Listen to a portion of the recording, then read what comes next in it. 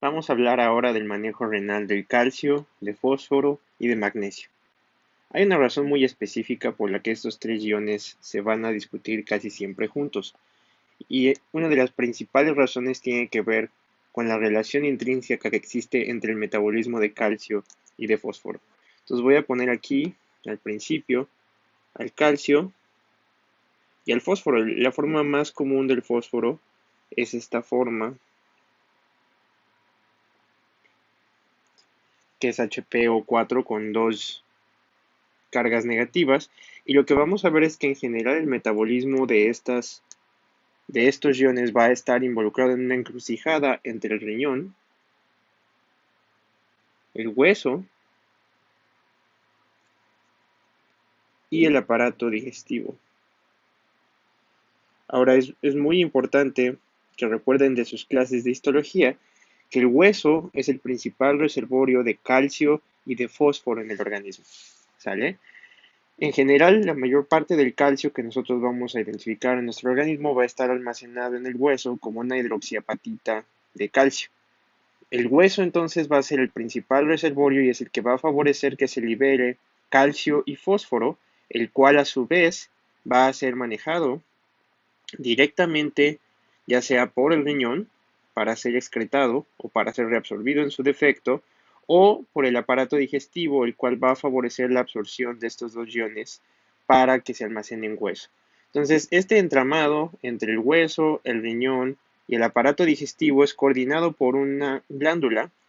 De hecho, es un conjunto de 4 glándulas que se encuentran embebidos en la glándula tiroides, que es la que va a coordinar todos estos fenómenos, y esa es la paratiroides.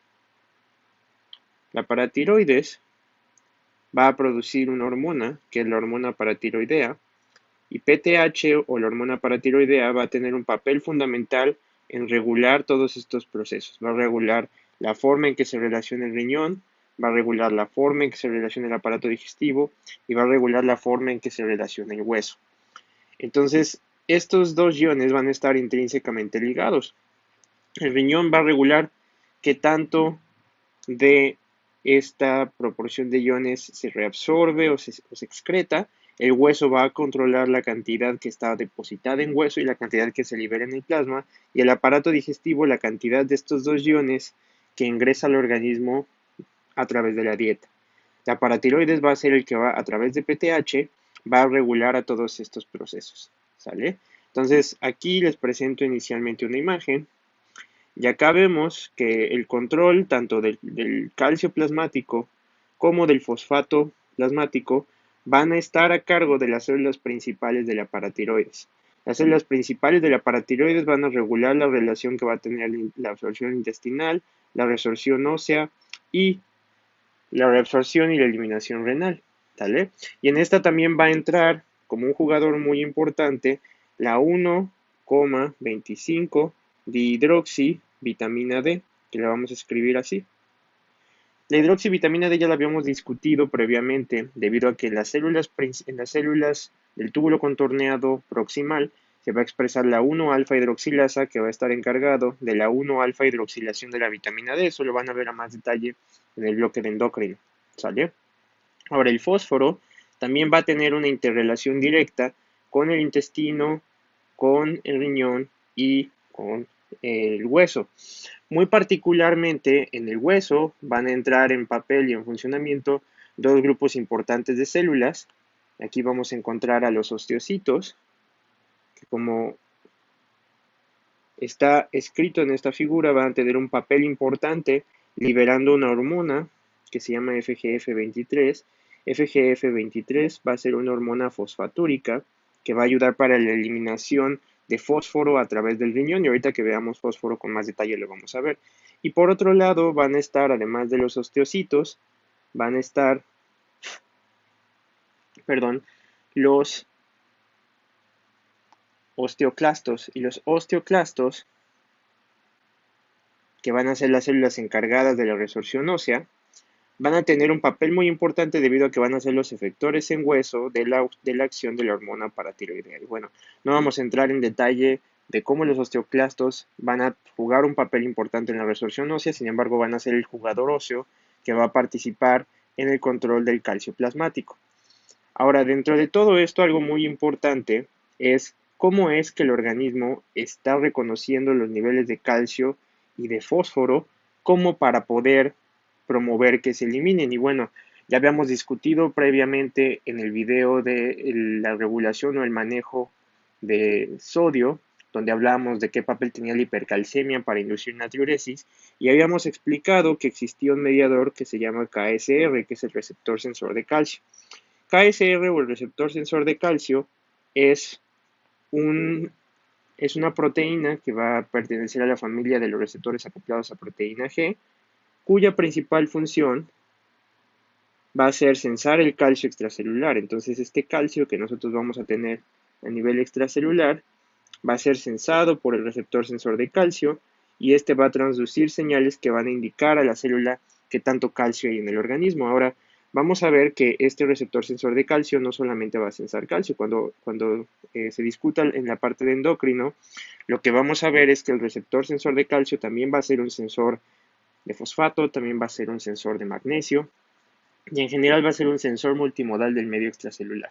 Pero aquí nos vamos a enfocar en el papel que tiene como un sensor de calcio, ¿sale? Ahora, otra cosa muy importante que tienen tanto el calcio como el fósforo como el magnesio es que van a existir estos iones como una forma libre ionizada. Déjenme me acerco un poco más para poder hacerlo más detallado. Una forma libre ionizada y van a tener una unión importante a proteínas, ¿sale? Entonces voy a poner aquí a proteínas y muy importantemente esta unión va a ser reversible, ¿sale?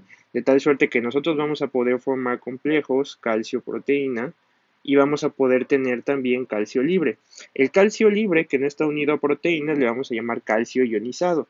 En cambio, al que está unido a proteínas le vamos a llamar complejos calcio-proteína. Esto lo mismo se observa para el magnesio y lo mismo se observa para el fosfato. ¿Sale? Entonces esta unión a proteínas va a hacer que no todo el calcio que esté en el organismo en sangre sea libremente filtrable. Recordemos que de acuerdo a lo que expusimos durante la clase de filtración glomerular, las proteínas por lo general no pueden pasar a través del glomérulo. Entonces la única proporción filtrable de estos, que así le vamos a llamar proporción filtrable, es la ionizada. ¿Sale? Entonces el calcio, el magnesio y el fósforo van a tener una proporción filtrable y esa proporción filtrable va a tener como característica principal que va a ser ionizada. Ahora, esta unión es reversible y por lo tanto va a estar modulada por diferentes factores. Uno de los factores más importantes que va a modular la capacidad del calcio para unirse a proteínas es el pH, ¿sale? Un pH bajo va a favorecer o va a promover una disminución de la afinidad de las proteínas, ¿sale? Y por el contrario, un pH alto va a favorecer un aumento de la afinidad de las proteínas. ¿Esto cuándo se vuelve relevante? ¿Sale? No sé si ustedes alguna vez hayan visto a una persona que tenga un ataque de pánico, pero si la han visto, esas personas que tienen ataques de pánico eventualmente empiezan a desarrollar contracciones musculares, ¿sale? Entonces empiezan a hiperventilar. Durante la hiperventilación, como vamos a ver en la parte de neumo, se pierde una cantidad importante de CO2, como vamos a ver en la parte de ácido base, la pérdida de CO2 induce alcalosis respiratoria. La alcalosis respiratoria aumenta el pH, lo cual aumenta la afinidad de proteínas por el calcio, y como aumenta la afinidad de proteínas por el calcio, en este equilibrio se va a promover la formación de complejos calcio-proteína y va a disminuir el calcio ionizado en la proporción filtrable. Eso va a ocasionar una hipocalcemia relativa. Entonces, durante los ataques de pánico puede ocurrir una hipocalcemia relativa que puede inducir contracciones de grupos musculares y esto puede aparentar una hipocalcemia que en realidad es relativa y no es completa, ¿sale?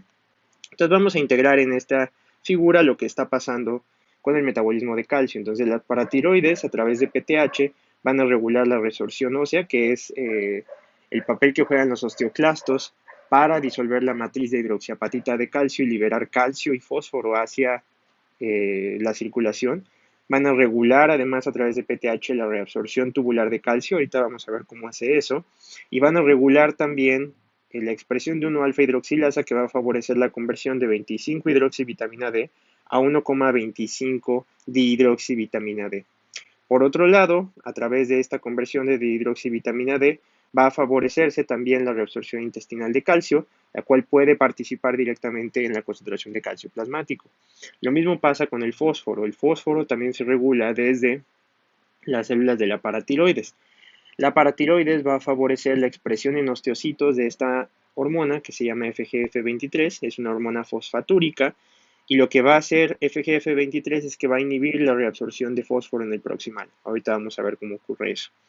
Y también va a inhibir la conversión de hidroxivitamina D o 25 hidroxivitamina D a 1,25 hidroxivitamina D. Por otro lado, PTH va a tener de nuevo su papel sobre 25 hidroxivitamina D a través de la expresión de una alfa-hidroxilasa y va a favorecer también la reabsorción intestinal de fósforo. Entonces vamos a ver que PTH va a tener un papel muy importante. Esta es una de las regulaciones iónicas que va a tener un papel muy importante a nivel de el control hormonal, ¿sale?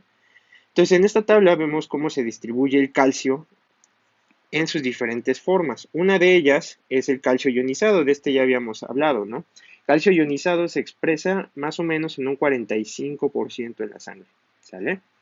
El calcio total va a ser de 10 miligramos, pero este va a estar distribuido en diferentes compartimentos. Entonces, existen otras formas de calcio que están unidos, por ejemplo, a carbonatos, a citratos, y que estos van a participar en diferentes reacciones bioquímicas. Esto corresponde más o menos al 15%. El 40% del calcio va a estar unido a proteínas y por lo tanto no se puede difundir hacia el interior del riñón. ¿Sale? Muy bien. Ahora vamos a ver brevemente cómo se va a distribuir el calcio en los diferentes segmentos de la nefrona.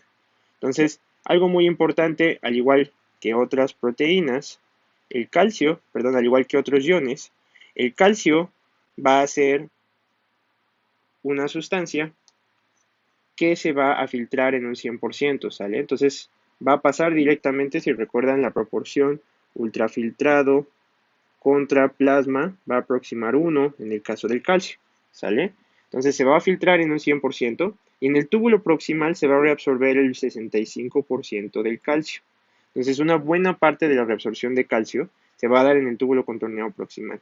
35% del que queda, 25% se va a reabsorber en el asa de Henle. El asa de Henle va a ser uno de los sitios más importantes para la reabsorción del calcio, ¿sale? De lo que queda, que es más o menos en este caso el 10%, vamos a tener una reabsorción del 8% en el túbulo contorneado distal. Muy importantemente, este 8% va a estar altamente regulado por PTH, es donde fundamentalmente actúa PTH a nivel del túbulo contorneado distal. Y del 2% que queda, vamos a tener una reabsorción muy pequeñita a nivel del túbulo colector. Y solamente se va a desechar menos del 1%. Entonces, en general, el organismo va a buscar conservar calcio de manera muy importante. ¿Sale? Ahora, en el túbulo contorneado proximal, y esto lo voy a dibujar aquí abajito, acá vamos a poner algunas células del túbulo contorneado proximal. El túbulo contorneado proximal, en cuanto a la reabsorción del calcio, va a ocurrir fundamentalmente por la vía paracelular. ¿Sale?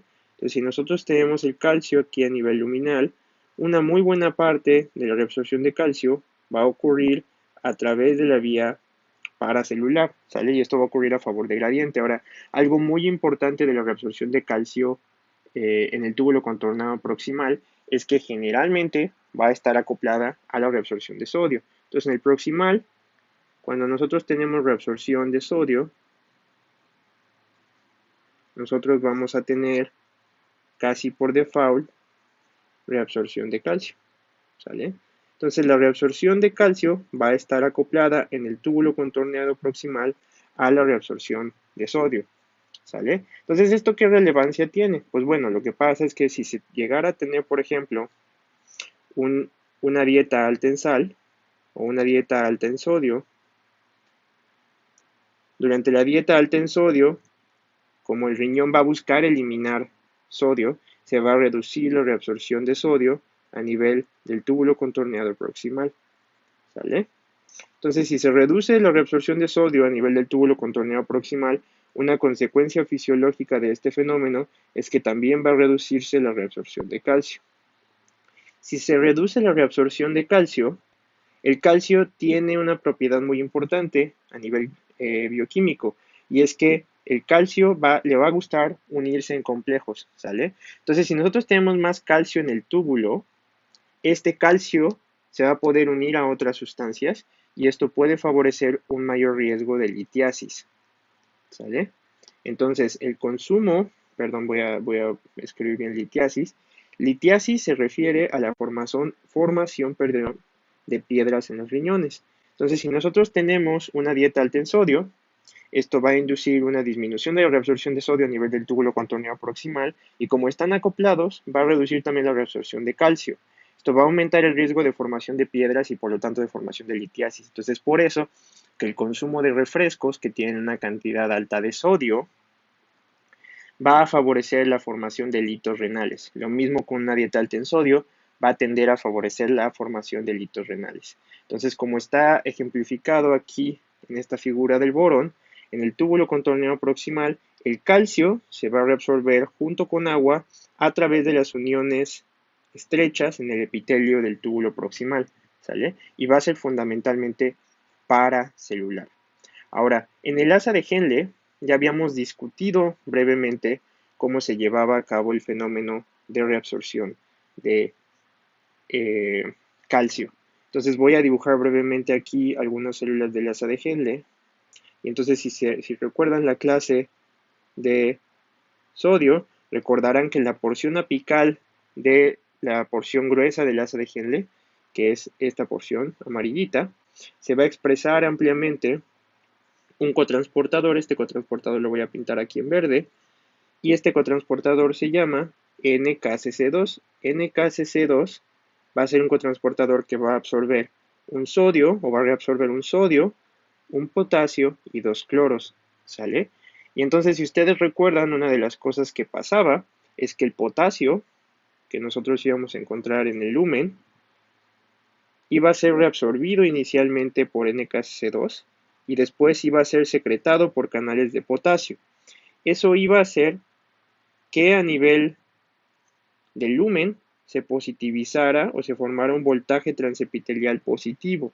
Este voltaje transepitelial positivo, en la presencia de calcio, va a favorecer la reabsorción paracelular de calcio, pero solamente cuando existe un voltaje transepitelial positivo. Entonces el calcio se va a reabsorber por vía paracelular debido a este reciclaje de potasio. Entonces NKC2 mete el potasio que se regresa al túbulo, pero ahora como también se metió un sodio y se metieron dos cloros, acuérdense que NKCC2 es electroneutro. Entonces al interior de la célula está metiendo dos cargas positivas y dos negativas, pero está regresando una positiva.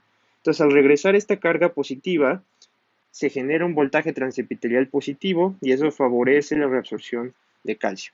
Esto está ejemplificado aquí en la imagen del borón. Y entonces aquí lo que nosotros tenemos es NKCC2. NKCC2 reabsorbe potasio. Aquí lo voy a marcar con azul. Entonces este potasio va a ingresar a la célula y se va a regresar a través de ROMK. Esto va a positivizar el lumen y esta positivización del lumen va a hacer que este calcio se pueda absorber por vía paracelular. Ahora, otro papel importante que vamos a observar aquí en el asa de Henle es que en la porción vasolateral, o sea, la que está hacia el espacio intersticial, se va a expresar este receptor sensor de calcio, y ya lo habíamos visto cuando hablamos de la regulación de la reabsorción de sodio. Pero este receptor sensor de calcio va a sensar el calcio en sangre, y cuando el calcio en sangre aumenta, o sea, cuando hay un aumento de la concentración de calcio extracelular, que le voy a poner una O de outside, cuando hay un aumento en la concentración de calcio extracelular, se activa el receptor sensor de calcio y el receptor sensor de calcio va a inhibir a NKCC2 y va a inhibir estos canales de potasio. Eso va a inhibir el reciclaje de potasio, por lo tanto no se va a formar este voltaje transepitelial y no se va a reabsorber el calcio por la vía paracelular. Entonces, esta es una forma en que el organismo le está diciendo al riñón, oye, mi calcio extracelular, o sea, en plasma, está muy alto. Por favor, inhíbeme el mecanismo de reabsorción en el asa de Henle, ¿sale? Entonces, repito el mecanismo. Se une el calcio al receptor sensor de calcio y esto inhibe a NKCC2 y a los canales ROMK de potasio. Entonces, ya no se favorece el reciclaje de potasio. Como ya no se favorece el reciclaje de potasio, no se forma este voltaje transepitelial positivo. Como no se forma este voltaje transepitelial positivo, no se da la reabsorción paracelular de calcio.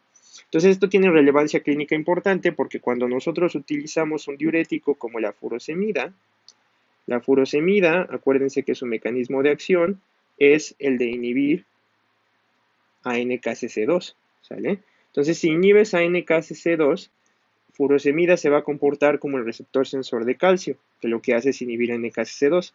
Entonces, si damos furosemida e inhibimos a NKCC2, un efecto adverso esperable es que va a aumentar la excreción urinaria de calcio, ¿sale? Entonces se va a disminuir la reabsorción de calcio, va a aumentar la excreción urinaria de calcio, ¿vale? Ahora, ya hablamos del papel que hay en el túbulo proximal, que aquí lo voy a puntualizar por si después revisan el Jamboard. Esto es el túbulo contorneado proximal, y aquí esto es lo que pasa en el proximal. Esto es en el asa de Henle, y aquí lo voy a puntualizar poniendo asa de Henle. Y finalmente vamos a hablar de qué está pasando en la porción distal o en la nefrona distal. Entonces aquí estoy dibujando unas células que van a ejemplificar a nuestro túbulo contorneado distal. Entonces voy a poner aquí arriba túbulo contorneado distal. Y si se acuerdan, el principal cotransportador que se expresa en el túbulo contorneado distal se llama NSC. ¿Sale? NSC es nuestro cotransportador de sodio y de cloro. Muy importantemente, NSC, si lo recuerdan, es inhibido por diuréticos de tipo tiazida. Entonces es un canal de sodio, o es un, perdón, transportador de sodio que favorece la inhibición del transporte de sodio y cloro a través de los diuréticos de tipo tiazida. Entonces, NSC es un transportador que favorece el cotransporte de sodio y cloro al interior de la célula, ¿sale? Ahora, aquí en este caso, nosotros vamos a tener la expresión de otro tipo de, en este caso va a ser un canal. Entonces vamos a tener un canal que va a favorecer la reabsorción de calcio, ¿sale? Entonces el calcio va a poder ingresar a las células del túbulo contorneado distal a través de este canal. Y muy importantemente, este canal va a ser regulado por la hormona paratiroidea. Entonces, perdón, PTH. Cuando nosotros tenemos PTH, nosotros vamos a tener un aumento en la expresión de estos transportadores que son TRPV5 y TRPV6. Estos dos van a favorecer la reabsorción de calcio, ¿sale? Ahora, se ha demostrado que cuando nosotros damos una tiazida, la tiazida, al inhibir a NSC, va a inducir natriuresis. Eso ya lo habíamos visto, ¿no? Cuando vimos el capítulo de reabsorción o manejo renal de sodio. Entonces, una cosa que va a pasar es que cuando va a haber natriuresis, hablamos también de que había una sincronización entre el túbulo contorneado proximal y el túbulo contorneado distal. Esta sincronización entre el túbulo contorneado proximal y el túbulo contorneado distal va a tener como consecuencia que cuando se inhibe NSC al dar un tratamiento con tiazida, se va a potenciar en el túbulo contorneado proximal un aumento en la reabsorción de sodio.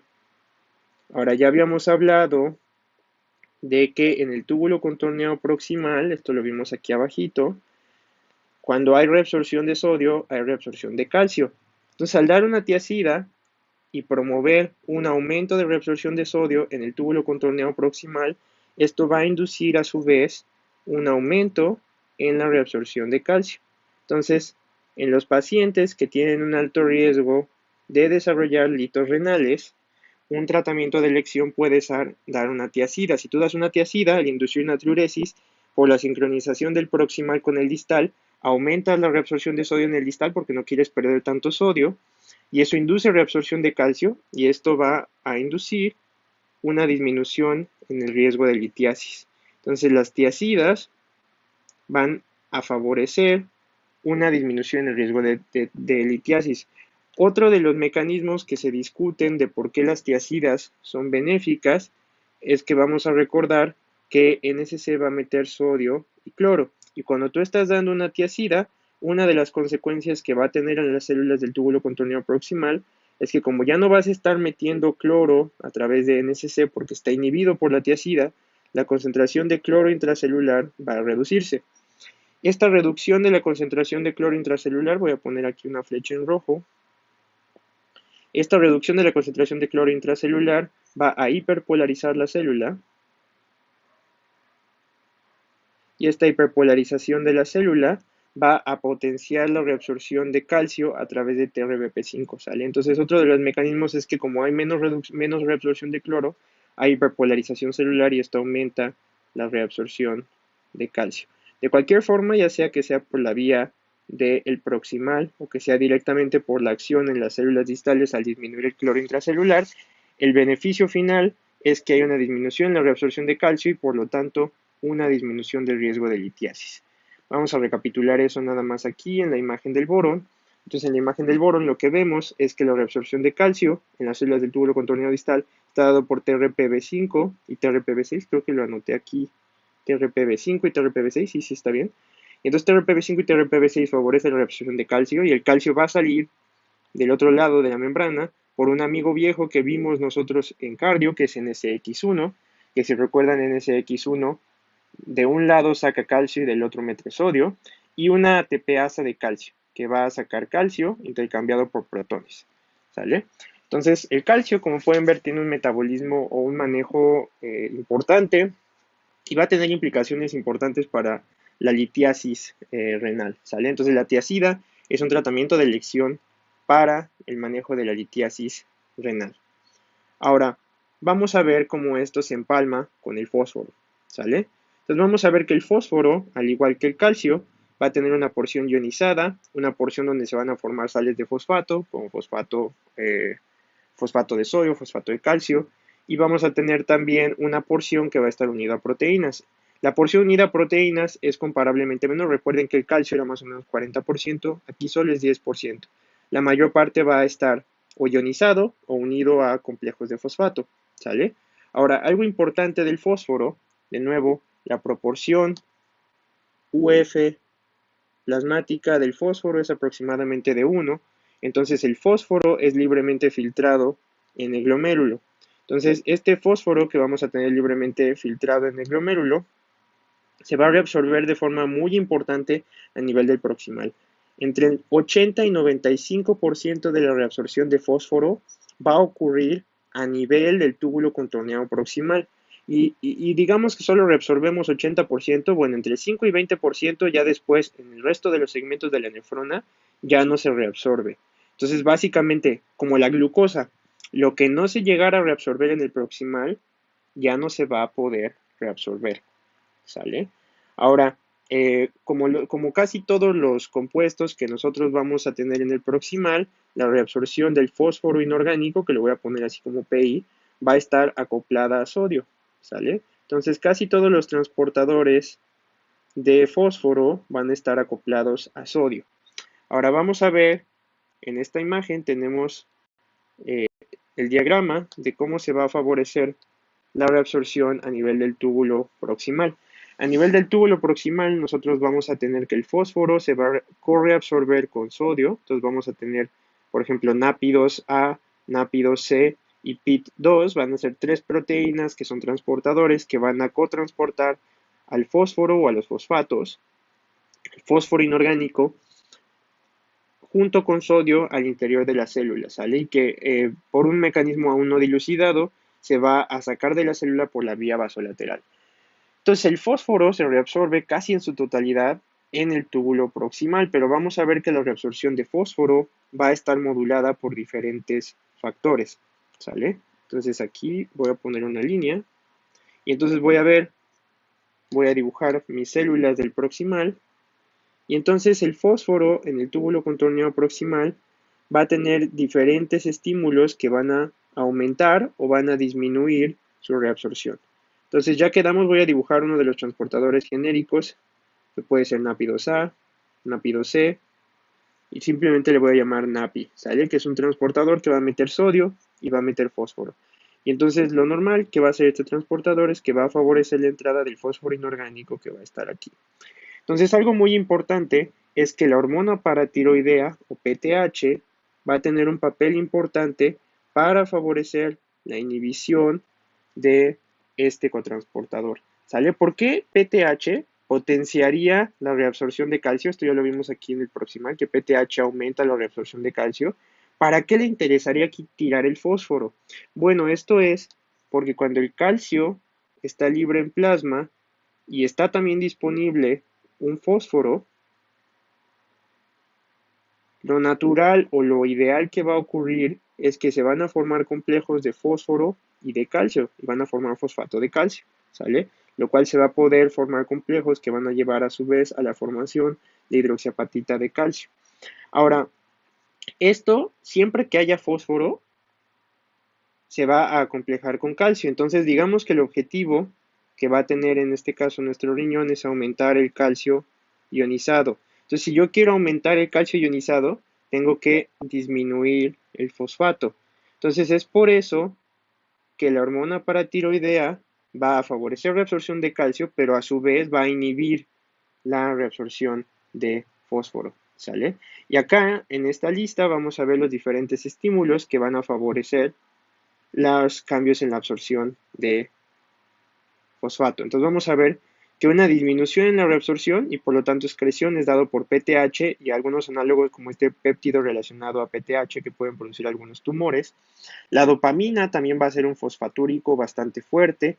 El consumo alto de fósforo, ahorita vamos a ver que el fósforo se comporta en su curva un poco similar a la glucosa. Los glucocorticoides, la acidosis, el péptido atranatriurético, la acetazolamida y bueno, ya habíamos hablado de FGF23. FGF23 va a ser otra hormona que como vimos es liberada de los osteocitos mediante PTH y FGF23 va a complementar en otra medida la función de PTH, inhibiendo también la expresión de NAPI e induciendo fosfaturia, ¿sale? Entonces FGF23 va a tener un papel importante. El único que se va a oponer a eso va a ser de hidroxivitamina D. Entonces, 1,25 de hidroxivitamina D3 va a favorecer un aumento en la expresión de NAPI y esto puede inducir una mayor absorción de fosfato. Sin embargo, cuando hay presencia de PTH, el que manda es PTH y FGF23. Y bueno, aquí tenemos algunas otras sustancias que también van a intervenir en la homeostasis del fósforo. Ahora, el fósforo va a tener una propiedad muy importante y es que generalmente se va a comportar como la glucosa. Si recordamos a la glucosa, cuando nosotros veíamos cómo cambiaba la excreción, aquí voy a poner excreción o reabsorción de, en este caso va a ser fosfato, o PI, fosfato inorgánico, con la concentración sérica de fosfato, lo que se veía es que la proporción filtrable, que voy a pintar en amarillo, pues es de 1, ¿no? No importando la concentración de fósforo, se va a filtrar en el glomérulo. Sin embargo, la reabsorción va a ser lineal y una vez que se llega hasta el umbral fisiológico alto de fosfato, ya no se va a reabsorber. Y lo que se va a empezar a potenciar es que al principio no hay excreción, pero aquí se potencia la excreción de fosfato, ¿sale? Entonces la excreción de fosfato, cuando llegamos a los rangos fisiológicos de fósforo y se superan, entonces en cuanto llega tantito más alto que el fósforo, se va a inducir fosfaturia. Esto no pasaba con la glucosa pasaba hasta que los niveles de glucosa ya estaban muy por arriba de lo fisiológico, pero con el fósforo solamente va a ocurrir cuando están ligeramente elevados, ¿sale? Entonces ya vimos que el fósforo va a estar íntimamente ligado a la reabsorción de calcio. Ya nada más para terminar, vamos a hablar brevemente del magnesio. El magnesio es otro ion que va a tener un manejo importante. Vamos a ver que aquí tenemos nuestra tabla de magnesio y de nuevo puede estar ionizado, puede estar formando sales de magnesio o puede estar unido a proteínas. La mayor parte va a estar ionizado o formando sales de magnesio y una pequeña proporción va a formar complejos con proteínas. Lo que vamos a ver es que el magnesio va a tener un papel muy importante debido a que cuando se altera puede ocasionar trastornos neurológicos o trastornos cardiovasculares. Una causa importante de alteraciones o arritmias va a ser las alteraciones en el magnesio. De hecho, las arritmias por magnesio van a inducir un fenotipo de arritmias que se llama torsada de puntas. Esta torsada de puntas o torsade de pointes en francés se ve muy característicamente como unas puntas muy prominentes, ¿sale? En el electrocardiograma. Entonces, El magnesio también se tiene que mantener en rangos fisiológicos muy estrechos. Vamos a ver cómo se maneja el magnesio en los diferentes aspectos de la nefrona. Entonces, de nuevo, se filtra en un 100%, o sea, va a tener una proporción de ultrafiltrado contra plasma muy cercano a 1, y del 100% que se encuentra en el túbulo contorneado proximal, 15% se va a reabsorber. 85% va a quedar después en el asa de Henle, y muy importantemente el principal sitio de reabsorción de magnesio, así como para el proximal, o perdón, para calcio es el túbulo contorneado proximal, para fósforo es el túbulo contorneado proximal, para magnesio es el asa de Henle. El 70% de la reabsorción de magnesio va a ocurrir en el asa de Henle, y solamente después de que ya se reabsorbió 85% y queda 15%, 10% se va a reabsorber en el túbulo contorneado distal y va a poder ser eliminado. Muy importantemente, de nuevo, la reabsorción del magnesio en el túbulo contorneado distal va a estar regulado por PTH. ¿Vale? Ahora, en el proximal, al igual de lo que pasaba con calcio, lo que vamos a ver es que la reabsorción de magnesio se va a dar fundamentalmente por vía paracelular y acoplada a agua. Entonces, en cierto modo, aquí el magnesio se va a parecer mucho al calcio. De hecho, el magnesio no se distingue muy importantemente del calcio. Habíamos hablado del receptor sensor de calcio KSR como un reconocedor de calcio, pero también hay evidencia que sugiere que el magnesio también va a ser reconocido muy importantemente por el KSR, ¿sale? Y de hecho ahorita vamos a ver que esto va a tener una relevancia muy importante a nivel del asa de Henle. Entonces en el proximal el magnesio se reabsorbe muy similar al calcio, se reabsorbe junto con agua a través de la vía paracelular. A nivel del asa gruesa ascendente de Henle, de nuevo estamos viendo este fenómeno, donde lo que teníamos es que el potasio, que se reabsorbe a través de NKCC2 y que se recicla a través de ROMK, va a inducir un voltaje transepitelial positivo. Este voltaje transepitelial positivo va a repeler diferentes cationes como sodio, como calcio y como magnesio. Y entonces esto va a favorecer la reabsorción paracelular de magnesio. Entonces, al igual que pasaba con el calcio, cuando damos furosemide, la furosemida, como va a favorecer una inhibición de NKCC2, la inhibición de NKCC2 va a inducir a su vez una disminución en la reabsorción, le voy a poner reab nada más, de calcio, de magnesio y de sodio, ¿sale? Entonces furosemida va a también ser un promotor de la pérdida urinaria de magnesio, ¿sale? Y por si fuera poco, el magnesio, al igual que el calcio, va a actuar en el receptor sensor de calcio. Entonces ya habíamos hablado que toda esta vía de reciclaje de potasio a través de NKC2 se inhibía por el receptor sensor de calcio. Entonces, cuando hay hipermagnesemia, o sea, mucho magnesio en sangre, esto va a activar el receptor sensor de calcio, esto va a inhibir a NKCC2 y la inhibición de NKCC2 va a inhibir el reciclaje de potasio y esto va a inhibir la formación de un voltaje transepitelial positivo y la reabsorción de magnesio se va a inhibir. Aquí muy importante, el 70% de la reabsorción de magnesio ocurre por la vía paracelular. Y aquí sí hay algunos detalles moleculares importantes, y es que entre las uniones ocluyentes que se observan en el asa de Henle, las claudinas 19 y 16 son las más importantes que van a permitir el paso de magnesio.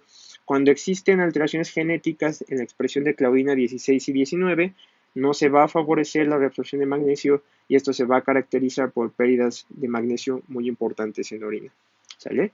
Finalmente, en el túbulo contorneado distal, así como para calcio existía TRBP5 y TRBP6, va a existir una proteína que puede ser inducida por hormona paratiroidea que se llama TRPM6.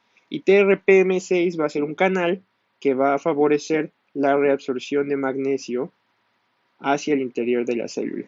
¿Sale?